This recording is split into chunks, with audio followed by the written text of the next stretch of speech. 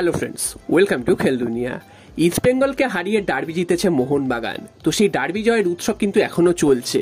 তো তোমরা দেখেছো যে কালকের গোল করার পর মোহনবাগানের খেলোয়াড়রা অর্থাৎ দিমিত্রি পেটাটস বা জেসন কামিংস তারা কিন্তু স্টেন গান সেলিব্রেশন করে। তো এইটা সনিনডি স্টেন গান সেলিব্রেশনটা চালু করেছিল প্রথম ডার্বি ম্যাচে।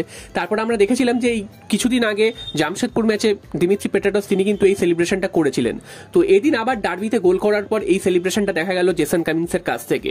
তো এই সেলিব্রেশনটা কিন্তু বারবার ফিরে আসছে এবং দিমিত্রি পেটাটস জানিয়েছিলেন যে মোহনবাগান লেজেন্ড সনিনডিকে তিনি উৎসর্গ করে এই সেলিব্রেশনটা করেছেন। তার প্রত্যুত্তরে সনিনডিও কিন্তু তাকে কনগ্রাচুলেশন জানিয়েছিলেন। তো এই যে স্টেন গান যে সেলিব্রেশনটা এটা কিন্তু মোহনবাগান সমর্থকরা খুব ভালোভাবে নিয়েছে বলেই শোনা যাচ্ছে। তো এরপর চলে আসি মোহনবাগানের কোচ অ্যান্টনি লোপেজ হাবাস। তিনি কিন্তু জানিয়েছেন যে এই ম্যাচের প্রথমার্ধে তারা কিন্তু খুব দুর্ধর্ষ ফুটবল খেলেছিলেন, তবে তিনি আশা করেছিলেন সেকেন্ড হাফেও একই রকম ফুটবল খেলবেন। তবে সেই খেলাটা মোহনবাগান খেলতে পারেনি, তার জন্য কিন্তু হাবাস প্রচণ্ডই বিরক্ত। তাকে দেখে মনে হবে না যে তিনি ডার্বি ম্যাচ জিতেছেন, মনে হবে তিনি যেন ডার্বি ম্যাচ হেরে গেছেন।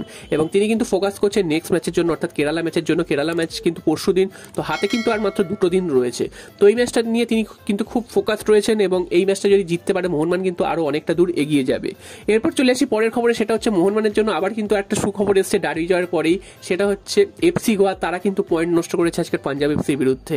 এর ফলে কিন্তু মোহনবাগানের কাছে কিন্তু আরও সুবিধা হয়ে গেল। এফসি গোয়া কিন্তু মোহনবাগানকে তাড়া করছিল, যদিও তারা অনেকটা পিছিয়ে পড়েছিল, তবে তাদের কাছেও কিন্তু সুযোগ ছিল। তবে সেই তাড়া করাটাও কিন্তু বাদ সাধলো পাঞ্জাব এফসি এবং তারা কিন্তু প্রায় জিতেই যাচ্ছিল পাঞ্জাব। শেষ মুহূর্তে গোয়া গোল করে সমতায় ফেরা এবং ম্যাচটা ড্র হয়, যার ফলে কিন্তু পাঞ্জাব এফসি আর এফসি গোয়া এই দুটি দলের খেলায় ড্র হয় এবং 1-1 পয়েন্ট পায়। এবং মোহনবাগানের ক্ষেত্রে কিন্তু আরও সুবিধা হয়ে গেল লিগ শিল্ড চ্যাম্পিয়ন হওয়ার দিকে এগিয়ে যাওয়ার। তো এখনও কিন্তু লিগ শিল্ড অনেক দূরে রয়েছে, আগে কেরালা ব্লাস্টার্সকে হারাতে হবে, তারপরেও কিন্তু 3-4টে ম্যাচ রয়েছে মোহনবাগানের সামনে, তো সেগুলোও জিততে হবে।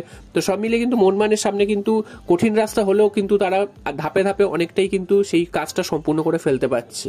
তো এরপর চলে আসি শেষ খবরে, সেটা হচ্ছে আগামী পরশুদিন কেরালা ব্লাস্টার্সের বিরুদ্ধে নামবে। তার আগে কিন্তু মোহনবাগান একদমই কিন্তু রেস্ট পাবে না, কারণ ডার্বি ম্যাচ কালকের খেলে উঠেছে এবং আবার এরা অ্যাওয়ে ম্যাচ, তাদেরকে কিন্তু একটা দীর্ঘ বিমান যাত্রা করে যেতে হবে। তো সেই ম্যাচে কিন্তু মোহনবাগান, যেটা শোনা যাচ্ছে মোহনবাগান কিন্তু ঘুরিয়ে ফিরে অর্থাৎ রোটেশন পদ্ধতিতে কিন্তু দল নামাতে পারে।